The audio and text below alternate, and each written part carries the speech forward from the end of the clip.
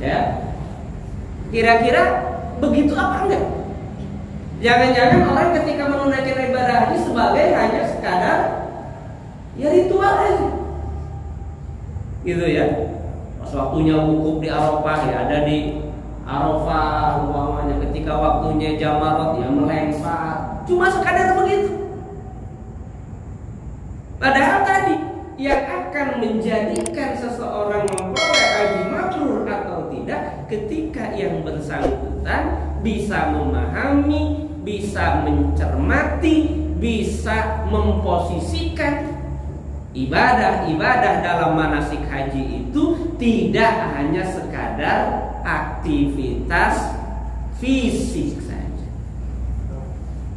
Ya, ketika kira-kira kalau kita tawaf, kata Imam Asy'ari tadi, kata Imam Ja'far, ya, As-Shadiq tadi, ketika tawaf mengelilingi Ka'bah, itu apa hanya sekedar ngitung putaran pertama baca doa, putaran kedua baca doa, apa sekadar begitu?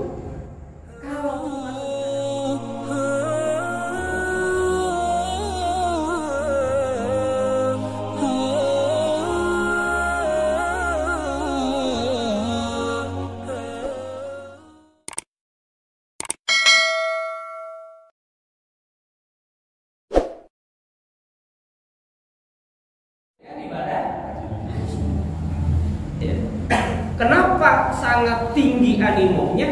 Karena tahu pahala ganjaran yang disiapkan oleh Allah untuk orang yang menunaikan ibadah haji. Gede sekali. Kita lihat umpamanya, Pak, Bu, jamaah rahimakumullah. Dalam satu hadis muttafaq alaih Bukhari Muslim, sumbernya dari Abu Hurairah radhiyallahu anhu, qala, telah berkata Abu Hurairah, sami'tu Rasulullah sallallahu alaihi wasallam yaqul, saya mendengar baginda Nabi Muhammad sallallahu alaihi wasallam bersabda, man hajja falam yarfus walam yafsuq, barang siapa yang menunaikan ibadah haji, ketika menjalankan ibadah hajinya tidak berkata yang kotor, tidak berbuat dosa, roja'a kayaumi waladat ummu, maka pulang dari ibadah haji bagaikan bayi yang baru dilahirkan. Apa artinya? Dosanya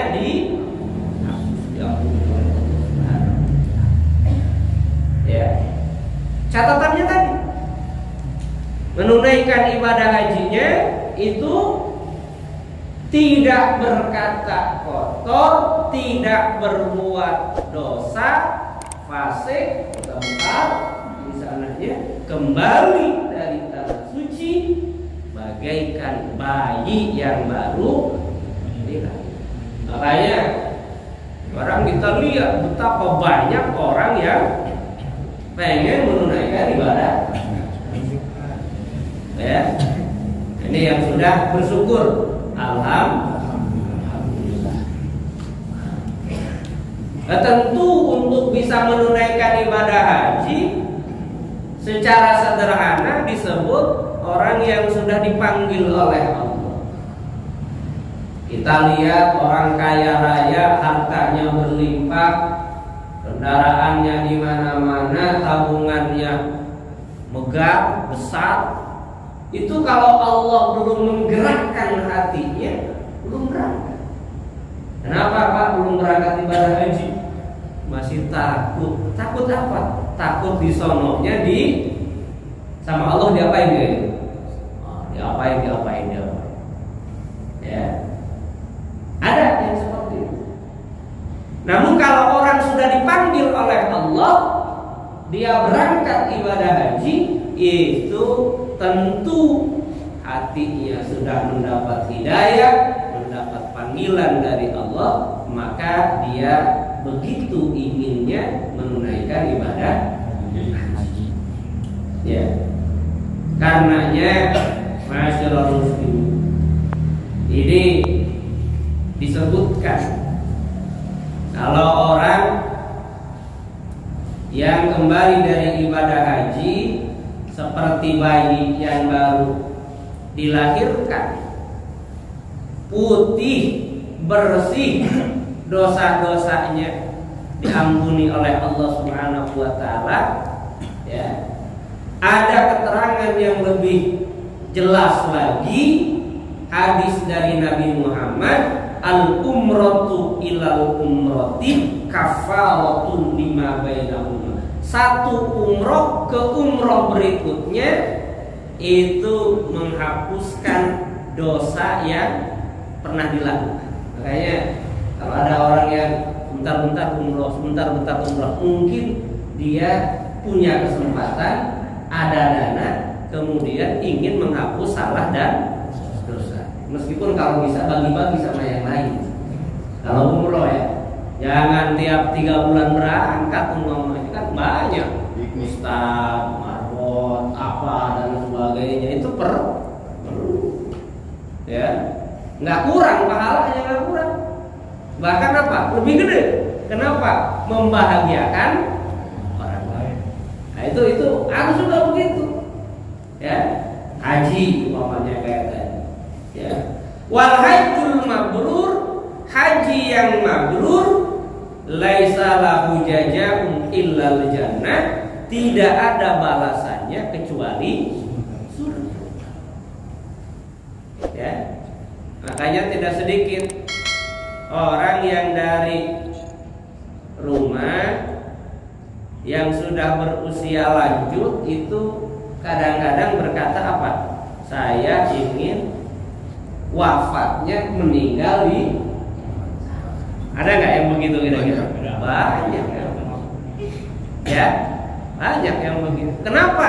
Karena tadi kalau orang menunaikan ibadah haji, selepas menunaikan ibadah haji, dosanya diampuni, balasannya surga. Khawatir kalau balik lagi ke kita, waktunya lama, berbuat dosa lagi.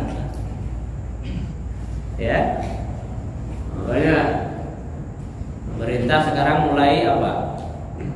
Saya dengar berita itu di daerah mana, Jawa Tengah, itu sudah 30 orang yang dikembalikan, sudah berangkat ke embarkasi, keberangkatan haji, belum berangkat kan dicek segala macamnya kesehatannya, ya. Akhirnya ada di antara sekian itu yang 30 orang itu ditunda keberangkatan. Berarti takdirnya belum tahu. Meskipun ada, dan kalau di antara yang nggak boleh itu apa? Yang hamil. Tapi ada aja dulu yang lolos, bahkan melahirkan di sana. Ada kan? Ya. Nah ini masyaallah muslim. Haji mabrur, pahalanya, ganjarannya surga. Itu udah kayak apa? Udah kayak jaminan, garansi ibadah haji yang mabrur itu pahalanya surga. Ya. Makanya, tapi kan tidak mudah. Apa kemudian, wah, saya kalau begitu haji berapa sih sekarang yang reguler itu? 59. 49 yang reguler. Kalau yang plus itu 150-an. Lebih sekarang. Taruhlah 200. Oh, lebih lagi. Kalau yang furoda baru bisa 0,5 miliar. 350. Kalau lewat YouTube kan terjadi. Ini bagus lagi. Kalau lewat YouTube tergantung kuota. Nanti surganya juga surga YouTube.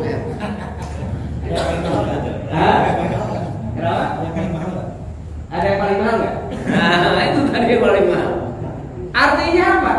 Jangan juga dibayangkan bagi orang kaya 350 juta, 0,5 miliar. Itu mahal murah? Murah. Tapi jangan dianggap surga segitu harganya. Nggak bisa, bos. Nggak bisa. Atau tadi ada orang yang namanya apa? 150, 200 mau haji haji plus, nunggu 2-3 tahun, sudah. Saya nanti sepulang dari sana langsung dengan gagah berkata, surga udah di tangan saya. Nggak bisa. Ya, kenapa sebabnya? Untuk memperoleh haji mabrur tentu ada prasyarat. Ya, yang pertama tentu harus niatnya benar. Ya, mau menunaikan ibadah haji karena apa?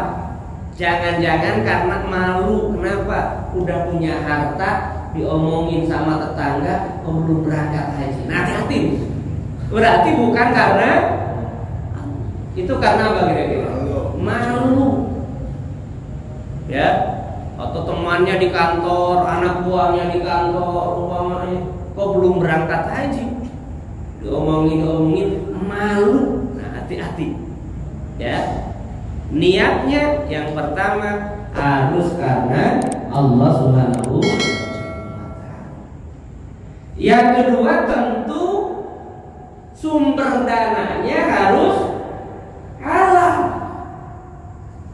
Sumber dananya harus halal. Ya. Apa sebabnya? Wa qala innama yataqabbalallahu minal muttaqin. Allah itu akan menerima bila mana sumber pendanaannya juga halal. Karena Allah baik, Allah bagus. Innallaha thayyibun la yaqbalu illa thayyiban. Allah itu bagus, Allah itu keren, yang akan hanya menerima dari yang bagus, yang baik. Jadi kalau mamanya tadi, yang penting bisa berangkat, uangnya entah dari mana, ya tentu di hadapan Allah tidak bisa begitu. Mau beribadah kepada Allah kok caranya begitu kira-kira. Padahal Allahnya Maha tahu nggak? Ya, itu yang kedua, sumbernya. Ya. Nah, tentu yang ketiga harus tahu ilmunya. Harus tahu ilmu. Di sana bagaimana manasik hajinya, seperti apa? Karena Bapak Ibu kebayangkan di sana itu kalau yang reguler berapa hari? 40 hari. Kumpul sama orang 40 hari, siang malam 24 jam. Kira-kira rasanya gimana? Ada nggak yang bisa diselimuti, ditutup-tutupi? Kira-kira ada nggak? Ya, kalau kita 40 hari, Malaysia tadi 45 hari. Ya, betul. Jadi ketika di sana bergaul bersama dengan orang-orang, apa yang sebenarnya dari kita akan terungkap, terlihat. Ya, rajin apa tidak, giat apa enggak, seperti itu. Segalanya akan tampak terlihat. Dan itu tidak mudah. Saya pernah ketika mendampingi yang ibadah umroh tahun berapa itu 10 hari aja Bapak Ibu di sana. Itu tidak jarang, umpamanya 1-2 kali kita temukan ada suami yang berantem sama istri. Sampai kemudian ngomong apa? Udah mau pisah, mau ini, mau itu, dan lain sebagainya. Padahal baru 10 hari. Kalau ibadah umroh itu kan enak, tidur doang di hotel. Ya, tidur, salat, tidur, tawaf, kan begitu kira-kira ya. Seperti itu maksudnya. Nah, oleh karena itu, ya, untuk mendapat haji yang mabrur, yang balasannya dari Allah tadi dimasukkan ke dalam surga, bukan perkara yang ringan. Bukan.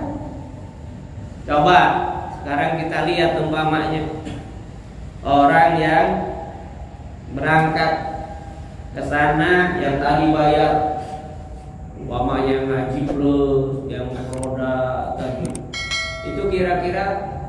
fasilitas hotelnya gimana kira? Wah, fasilitasnya kan bintang 5 dekat dengan Masjidil Haram, dekat dengan Masjid Nabawi. Itu kalau dilihat umpamanya bisa jadi pikiran-pikirannya itu sekedar apa? Saya berangkat menunaikan kewajiban ibadah haji. Tapi apakah muncul upaya untuk melakukan internalisasi dari manasik haji yang dikerjakan? Itu belum tentu. Makanya dahulu pernah ada seorang ulama namanya Imam As-Sibli. Satu kali beliau berangkat menunaikan ibadah haji. Sepulang dari menunaikan ibadah haji, beliau kemudian berkunjung ke gurunya Imam Ja'far As-Shadiq. Ya.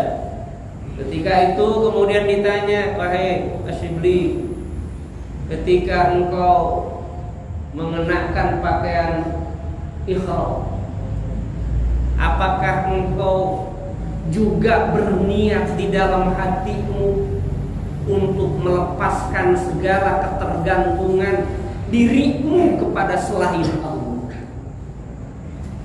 Ya, kira-kira begitu apa enggak?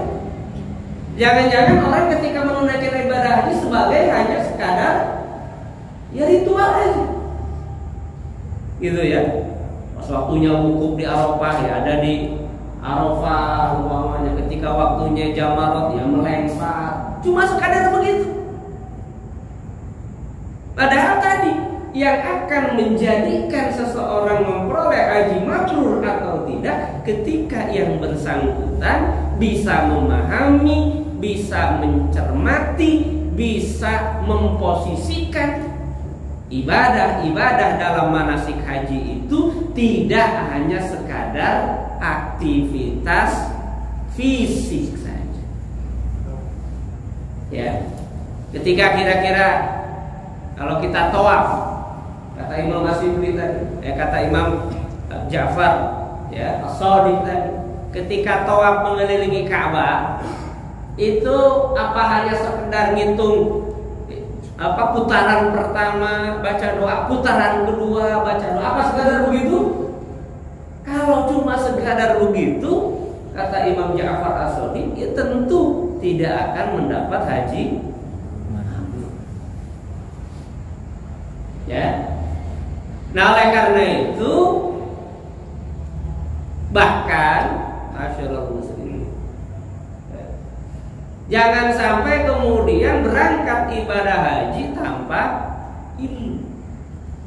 Kadang-kadang ada orang yang berkata umpamanya pulang dari haji, "Pak Haji, pulang?"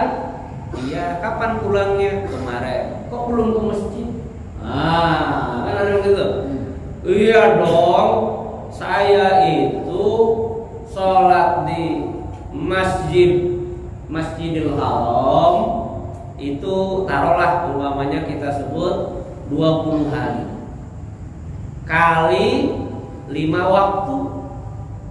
Satu waktu rokaatnya kalau sholat di Masjidil Haram sebanding dengan 100.000 rokaat. Jadi kalau begitu apa? Stop.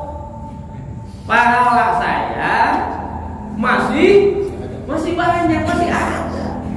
Jadi karena itu saya tidak perlu berangkat ke masjid. Kenapa? Masih banyak. Wah, ini bahaya. Bahaya. Ya.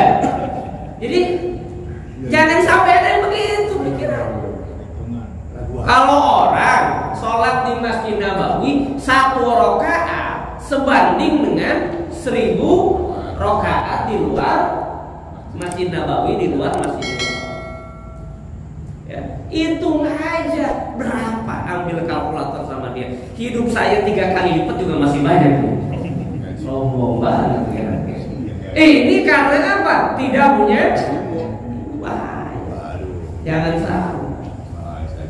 Atau umpamanya ada pulang dari ibadah haji, ya, masuk ke masjid,